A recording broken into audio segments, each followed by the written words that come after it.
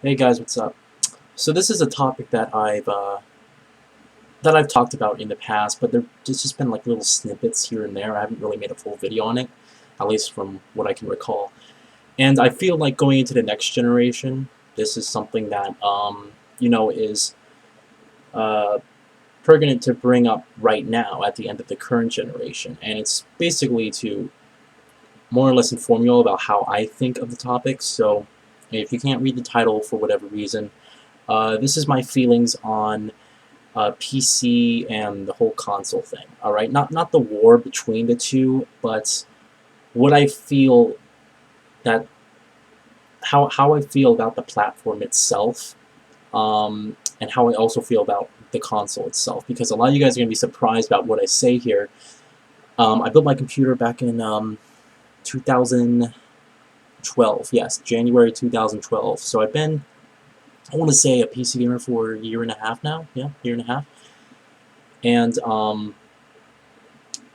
when I first did build my computer, and I was super excited. I did those videos, and those videos are still getting views today. It's kind of, people are still commenting, like literally regurgitating everyone else's comment from like 6+ months ago, even years ago. Are people saying, "Why are you building on carpet?" It's like, yes, I know, I'm not supposed to build on carpet. It was a mistake. 200 other people said the same thing. But a lot of people just don't, I guess, read the comments or whatever, and I never understood that. Like, why would you comment on a video that's like a year and a half old? It's weird how people like would just comment on anything they watch, because I personally, like, I don't comment on any video that's older than a week. I would say a week at the most. um, if I do comment on something, it has to be relative to the time it was uploaded. Meaning that if I watched it 2 weeks from when it was uploaded, I'm not gonna comment, anything. It's not relevant anymore. For whatever reason, people just comment on those videos. But that's beside the fact. I've been able to now assess and grow comfortable with the mouse and keyboard, which is fantastic, because before, I didn't even know how to use the thing. I couldn't even do the whole WASD and the whole mouse thing. Now I can actually win matches in Battlefield 3, for instance, and it's fantastic. Right now I'm playing on a gamepad. This isn't live commentary, but this is Mirror's Edge, one of my favorite games this generation. Loved it. So I thought I'd just share some cool gameplay with you guys while I talk over it. But anyway, a lot of people are going to, I think we've all grow tired of everyone's biased opinions towards a certain product, especially when it comes to gaming. A lot of people want to say, oh, PlayStation 3 is like the ultimate winner, and oh my god, or Xbox 360 is like the best. Oh, PC Master Race, it's the best freaking thing out there. And it's just so annoying, because I mean, I feel like people will, especially when I read like reviews, like user reviews. There are people who are like the biggest Xbox fanboys. Like, people will go on there and they will rate down The Last of Us. People who are PlayStation fanboys will go down and rate down games like Gears of War and Halo and Forza. And it's like, really, this, it kind of, it's kind of, just stupid. It's actually misleading, because a lot of people who, maybe they're new to gaming, or maybe parents are looking for reviews on great games or whatever, and they see all these misleading, user reviews from people. And especially when a person rates down a game. Like, I have the GameFly app, and I actually get most of my news that I post on Twitter from the GameFly app. I don't even have the service anymore, but it's a great news app. It's kind of funny.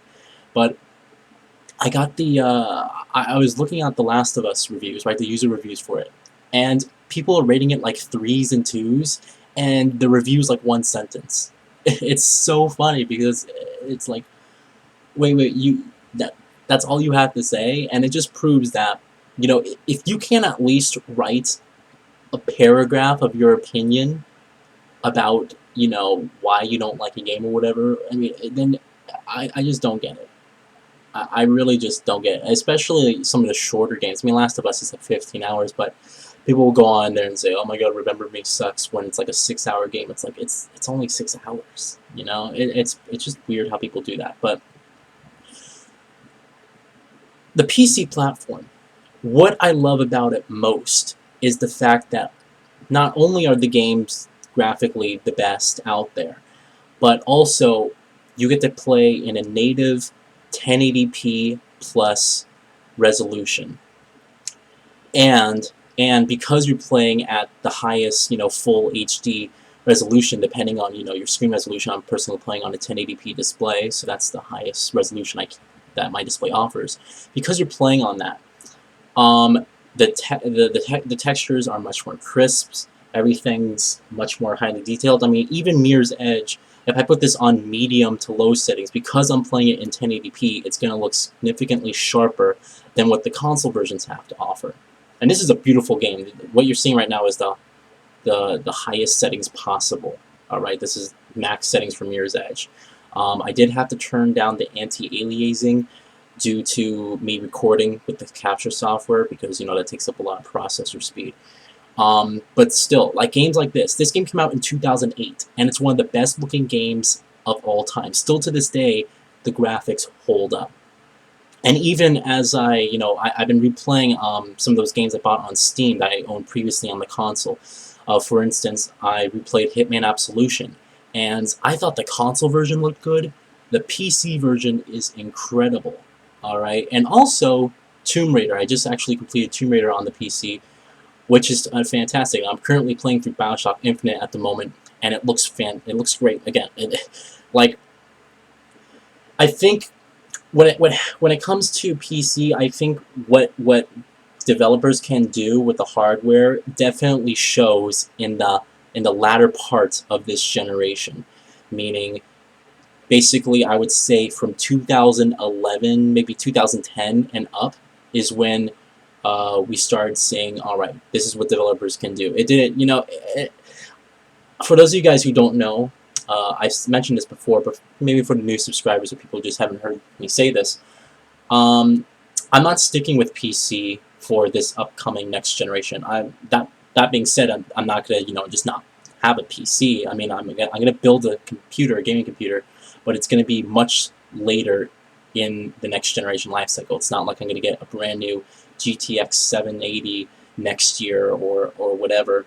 I'm going to wait about 3 years. And the reason for doing that is because a lot of game developers, when it comes to a new generation of games, more often than not, their console counterparts don't look significantly worse than what you can find on the PC. Especially with the next generation being 1080p, the native resolution for all games, that's going to take care of a lot of anti-aliasing problems. And that's another reason I have with the one that are, bad thing I have with the consoles is that all the games play in 720p. And because of that, the anti-aliasing, because there's only half a gig of RAM in there, the anti-aliasing is just awful.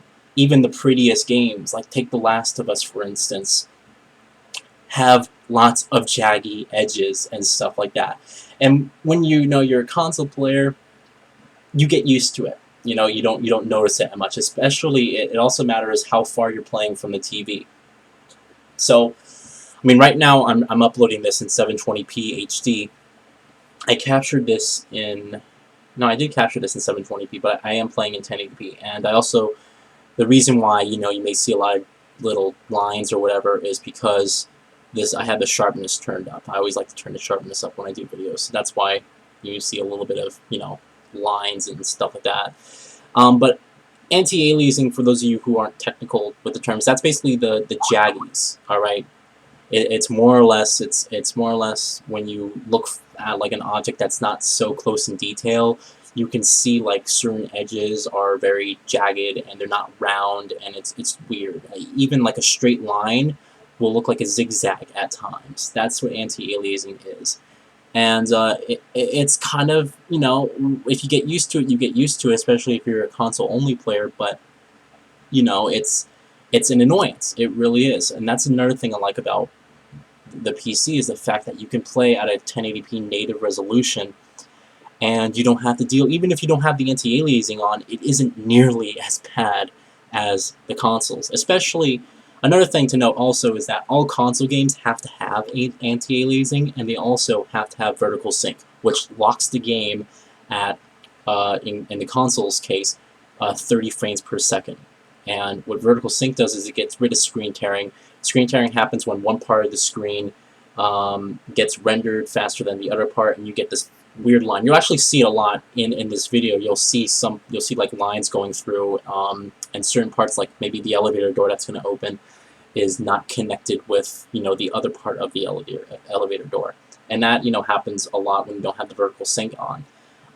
So all console games have to have that, and that's a huge impact on performance. It is, and that's why graphically they can't become better, because no one wants. I mean, if you're a game developer, you don't want the console version to have screen tearing all over the place. It's just it's annoying, especially when it happens more often than not. A lot of games, even if you don't have the vertical sync on, the anti-aliasing isn't that bad. Like, for example, Tomb Raider wasn't that bad. I have the vertical sync off in Mirror's Edge, and it isn't that bad at all. Some games it's hard to notice. Other games it's like annoying. It really is annoying, and you need it. All right. So that being said, another thing I have to say is the price. I mean, yes, you're spending $1,500 on a gaming computer, but games are so much cheaper. I mean, look at the Steam sale. BioShock Infinite I got for $30. Tomb Raider I got for $12. Hitman Absolution I got for $6. I got like 5 other games for like $3 each. I mean, it's deals like this. It's like incredible. So that's another big reason why I love I love my PC. Now talking about the negatives. All right, what I can say is that the sense of ownership isn't the same as when you're on your PC. Meaning that when you purchase a console game, when you purchase that disc, you have most of the time, let's say 90% of the time, actually these days you have a choice, especially with PlayStation Network having day one digital. And I believe Nintendo has that as well. I think Xbox is the only one who doesn't have that for some odd reason. But most of us purchase our games at a game store because we don't want to sit here and download the game digitally and wait however long it takes to download. Like me personally, probably to download a normal 10 gig game would probably take, I would say, 30 to 40 minutes for like a 10 gig game. That sounds about right. And I'd much rather just purchase a disc and install it to my hard drive immediately rather than just downloading it. I also like the sense of ownership. I'm a person who, I was lucky enough to grow up during a cartridge generation, meaning that I actually owned a console that had cartridges. That was the N64, one of my favorite consoles of all time. I love it. And I still have some cartridges from some of those games I used to play. So, but I really the sense of ownership when it comes to purchasing a disc or whatever is just awesome, because all of us want to be able to freely give and trade our games, and we saw Microsoft try to change this with their original Xbox One policies, and it didn't go over so well for them. So that's another thing. Like with the PC market, it's just about always digital. Hitman Absolution, you can only buy digital on PC.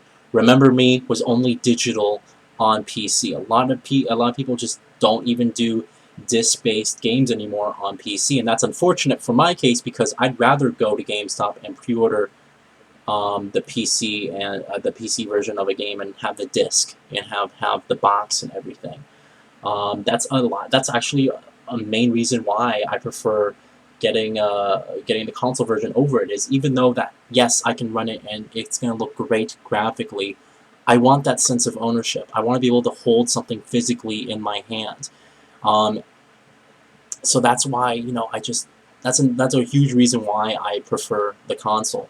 Another thing is also the online abilities are just they're better handled on the consoles, because of PC. You have to join a server, and yes, you can play with more people if you really want to use that. But if Battlefield 4, for instance, is going to be 64 players on the next gen consoles, and then 64 players on PC, what are you missing out on?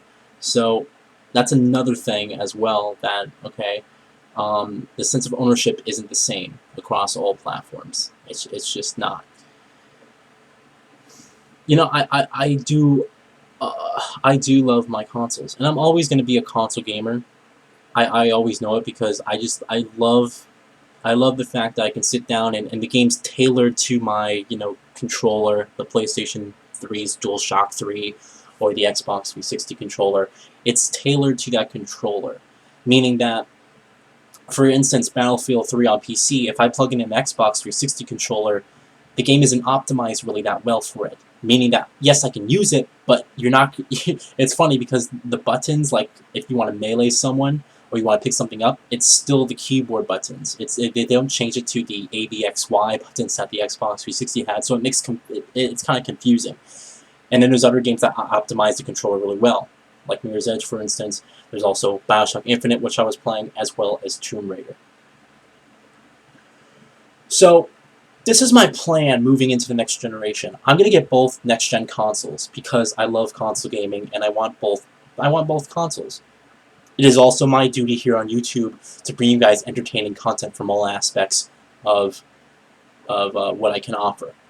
Meaning that, you know, if there's a game on Xbox 360 that you may be on the fence on, I want to make sure that I can bring you the content so you can see how it is. If there's a game on PlayStation 3 or 4 that you want to know about, I want to bring you that content. And yes, you know, it's costing me a little over $1,000 in the process, but you know, I'm a gamer and I don't mind spending $1,000 on 2 gaming systems and some launch games. I don't mind it at all. This is my hobby, this is what I do, and this is, you know, this is YouTube. So, and it's my duty to bring you guys content from all angles. That being said, I'm going to be going back into PC gaming basically when you can see a significant leap forward in the PC and the console games, like side by side. I think this, like I said, this generation, it wasn't until like 2010, 2011 until we really saw a significant boost in what the PC has over the console, especially the latter games. Games like Bioshock Infinite and Tomb Raider, which they look great on console, but the PC version is just light years ahead. Even Crisis 3. Crisis 3 was clearly a clear, you know, evidence of what exactly the PC can do to that game that the console can't. I mean, Crytek said we maxed out the console with Crisis 3, and the game didn't even look that great. it didn't. I played the multiplayer beta on both platforms, and the game looked like crap compared to the PC. And I wasn't even running the game max. It was just high settings. I'm going to be going back into PC gaming. And I'm going to be building a completely new computer. I think about a $2,000 budget, $2,500 budget will do it justice. Because if I can build, like, you know, I want to be able to get a great graphics card and a computer that's great for rendering and recording videos. That's actually a main thing. I think this computer that I built, and it's great, you know, this is a GTX 560 Ti, and I can run Crisis 3, 1080p, high settings, and get like an average of 40-50 frames per second. And even, you know, what's another game that just came out? Metro Last Light. Run at pretty much high settings, and I get like a really decent frame rate. So I'll upgrade when that time comes, when I can see the significant leap forward in PC gaming. But that's just something I wanted to share with you guys. But yeah, I just want to clarify. I like my console, and I think I proved that by buying most of my games. Even, like, there's no games coming out this year that I'm getting on PC. Splinter Cell Blacklist is an Xbox 360 game. Grand Theft Auto 5 is an Xbox 360 game. Beyond Two Souls is PS3. Batman Arkham Origins I probably would get on PC, but then again, it's like, you know, I don't know if I'll probably get that game like significantly later on. And even going into the next generation, we're going to see some games that that, you know, are still going to be coming out for current gen. That's another thing too. Like, why would you get into the PC game market when there are games that are still being made that can be put on the current gen consoles? I mean, look at Titanfall. I mean, that game is, yes, it's a next gen title, but it's being put on, it's being put on the Xbox 360, which means it's possible on the current generation. A game like Destiny, it's possible on the current generation. What else is coming out this year? Murdered Soul Suspect is a current generation only game, and it's coming out next year. What else is coming? Call of Duty, you know, obviously. Battlefield 4, yes. Watch Dogs even is a current gen game. Um, Wolfenstein, New Order, current gen. There's all these next gen games that we heard that we know, but there's coming to current generation as well. And as long as it's possible to put that game on the current generation system, then what I can tell you is that probably the next gen versions, along with their PC counterparts, are probably not going to be too significantly far behind each other. You're still going to see, an upgrade. There's still going to be, better graphics on the PC, of course. But what I'm saying is that the level of detail isn't going to be so significantly ahead as it was from basically right now in this current generation to what's possible on the PC. And even Far Cry 3. I mean, the game looks good on current gen, but the pop-ins, like, awful. If I showed you, if you're a person who got Far Cry 3 on the current gen, and I invited you over to my house and had you play it on my next gen, on my PC, basically meaning next gen system or whatever, you would see, it's a significant leap forward in all aspects. But I just want to detail that, guys. I wanted to share that information that, I love my console. I'll always be a console gamer. And for the next generation of consoles, I'm picking up both on release day. Actually, I just saved this week. I basically have enough money to buy just the Xbox One itself. By next week, I should have all the money together, which means that you'll see another next-gen update. And I'll also try to pre-order. I'll probably be pre-ordering the console next week as well. I've been calling my GameStop, and they're all like, yeah, we may get some more, we're not sure. One person said that they haven't actually got any more in months, so it's really hard to tell. I don't know, alright? All I know is that if I can't get it at GameStop, and I really would like to get it at GameStop, I'm going to have to get it at the Microsoft Store. And the reason I'd like to get it at GameStop is it's also convenient because it's right there next to my house. But at the same time, when that unboxing comes, I can feel myself going to GameStop and I can have that aspect of the unboxing in there. I'm not going to be able to do that when I go to the Microsoft Store because, it's going to be so much further, and I'm probably going to, I'm probably not even going to be driving by myself over there. It's not going to be the same. You'll still see an unboxing. You're just not going to see that driving. I'm driving to GameStop picking up my game unboxing. You're not going to see that portion of it. But anyway, I wanted to get that thought across. I love my PC, but at the same time, I love my console. And I love the fact that all of my friends, the majority of them, are console exclusive players. So when I want to play a game with them, it's so much easier to just, invite from my friends list and whatever. On PC, you have to have multiple clients. And it's kind of frustrating because, I'm friends with this guy on Steam, I'm not friends with him on Origin, I'm not friends with him on Uplay, and you have to download all of these clients. Not to mention most of these games have to have DRM, policies enforced, meaning that to register the game, you have to install it. You can't trade in PC games at all. There are games I'd love to trade in. Or if I was going to trade them in. Borderlands 2. I played 2 hours of it. I don't want it. What else? What other games do I have on here? The Witcher 2. I tried getting into that game, I just can't. And I can't get rid of the game now. It's unfortunate, that stuff like that has happened. And, Microsoft wanted to move into that sort of, that same world with the Xbox One. And it just didn't work out with people. People want the sense of ownership. They want to be able to pay for something and they actually are holding that physical piece of whatever they paid for in their hand. That matters to them. And I think in the future, as we're moving towards digital distribution only, digital exclusivity when it comes to games, I think it's going to be really tough. I don't think it's going to happen, soon, but I would say in probably the next, I probably would give it a decade. Probably give it a decade. 7 to 10 years, I would say, is when we may go full-on digital. I mean, even if there is a next-generation effort, we don't know. Is there going to be a PlayStation 5? Is there going to be the next Xbox? The Xbox 2? Is there going to be an Xbox 2? I don't know.